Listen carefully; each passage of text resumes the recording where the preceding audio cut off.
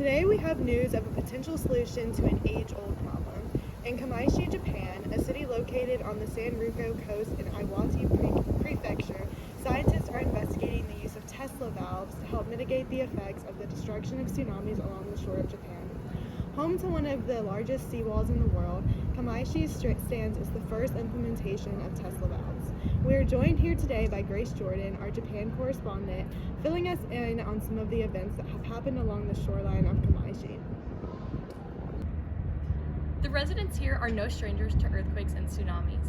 In 2011, a large 9.0 earthquake hit the main island of Honshu, leading to a devastating tsunami that destroyed many of Japan's shorelines and was even the cause of the Fukushima nuclear accident. The shaking lasted 6 minutes, and then the water hit.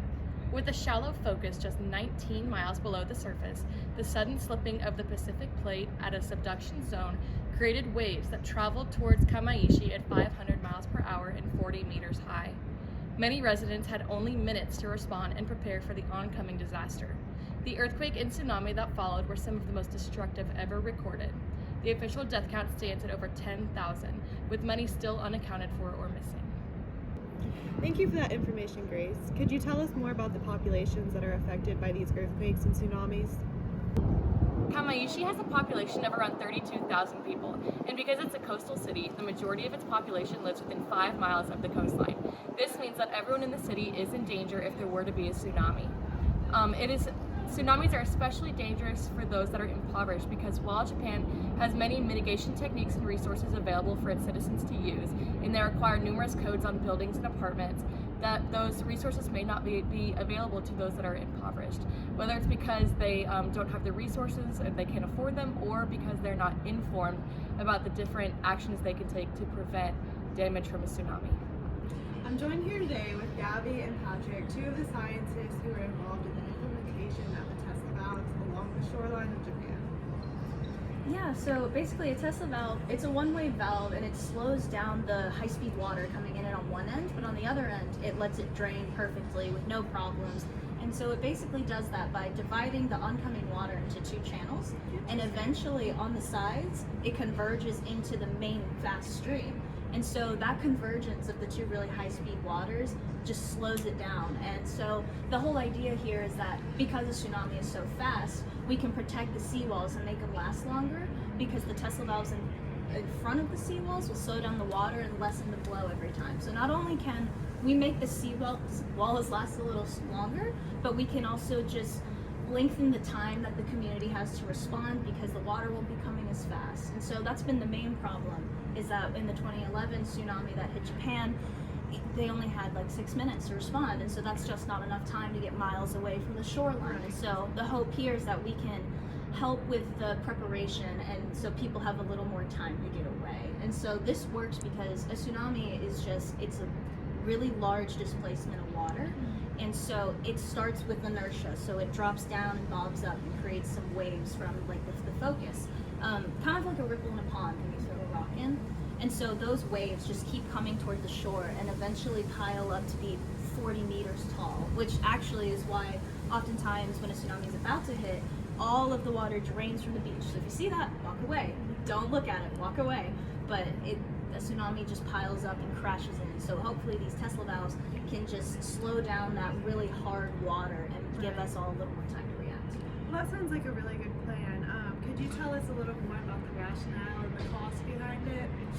So when you think about the reasonability of this project, you think about the cost first off. How much would it cost to rebuild an entire city after it's overtaken by a tsunami? It'd be a crazy amount of money to rebuild each building and the whole community one by one, step by step. But the cost to implement the Tesla valves are nowhere near the cost to rebuild the entire city, even though it can be kind of pricey. There's also already one of the world's largest seawalls in Kamaishi, which takes away from the cost of this project. And finally, the region, well, Japan in general, has the funds to build defense against tsunamis, since they already have the largest defense budget, which equals about 56 billion American dollars.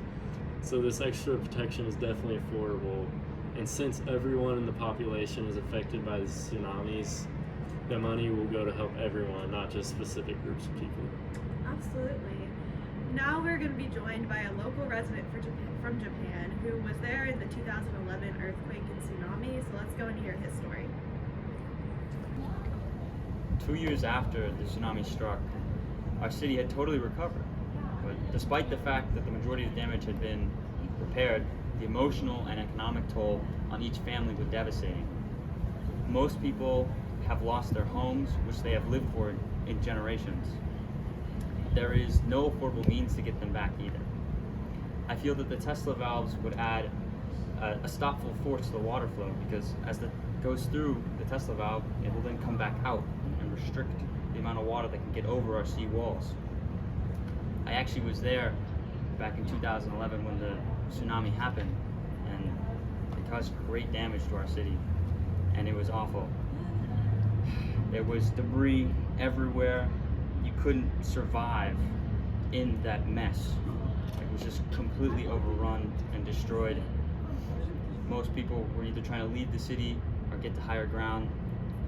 Thankfully, the majority of people made it. Wow, these people really need an answer to tsunami defense. Are Tesla valves the future?